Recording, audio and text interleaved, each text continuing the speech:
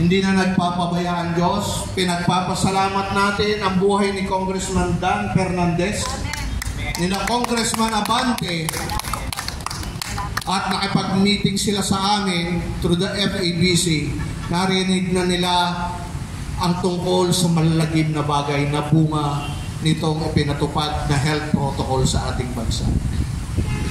Nanggaling po ang data sa isang Australian Pilipina na nakabase na sa ating bansa. Lingid sa ating kaalaman, hindi pinababatid sa atin ng ating mga media kung ano na ba talaga ang estado ng mga namamatay dahil sa pagpapatupad na ito ng bakuna. Amen. Sa lahat ng ating mga kababayan. Kasama na rito ang ating mga kapulisan, kasama na rito ang ating mga kasundaluhan, kasama na rito ang ating mga empleyado sa pribado at gobyerno. Dapat ito mapakinggan. Wala silang lakas upang sila ay pakinggan. Kaya silang suhetuhin ng gobyerno. Sino ang tatayo kung hindi tayo tatayo? Mahal natin ang lahat. At ayon sa data, bagamat hindi ito ibinigay ng DOH, hindi ito sinasadyang ibalita ng mga ABS-CBN, GMA7 at iba pang malalaking istasyon ng media sa atin, malalagin po kayo. Amen. Sa katunayan, ngayon lang nangyari ng ating mga buntis na ayaw dati nating painumin kahit paracetamol. Yes. Ngayon lang ginawa itong nangyari sa kanila. Natuturokan sila ng santambak na bakuna habang sila'y nagdadalantang. At ito ang bunga batay din sa inilabas nilang bilang ng mga bakuna na ibinigay nila mismo sa atin. Hindi biktima. Bilang ng mga bakuna, iba't ibang brand na ibinagbigay sa lahat ng Pilipino. At baka masya kayo. More or less 81 million Filipinos. Bata, matanda, kabataan,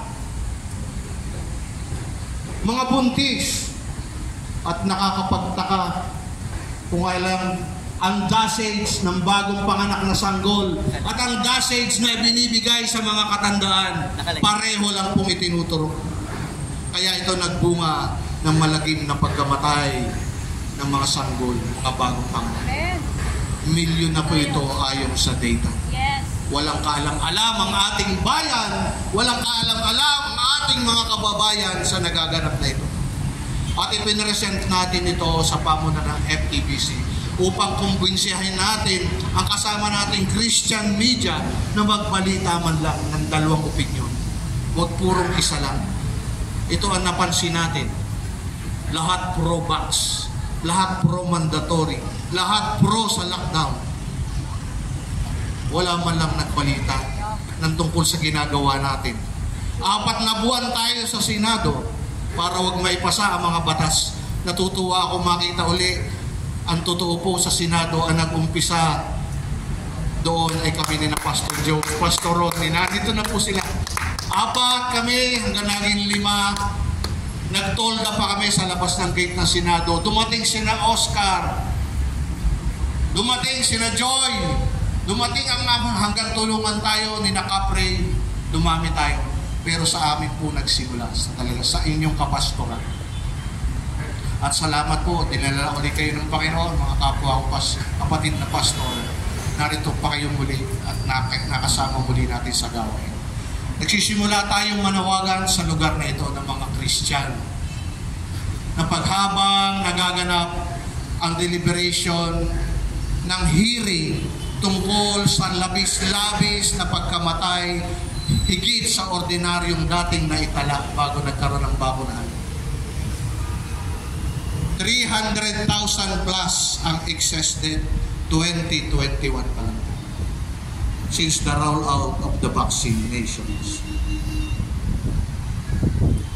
How much ang napadagdag ng 2022, 2023 at ito pong kalahati ng 2024. At ayon sa statistician na yun, pag nakita nyo yung presentation na binibigay din niya sa ating kongreso, mangingilabot kayo. Nagsisimula pa lang ang malagim na bilang ng kamatayan at kapinsalaan na naidulot ng vaccination na ito sa ating bansa.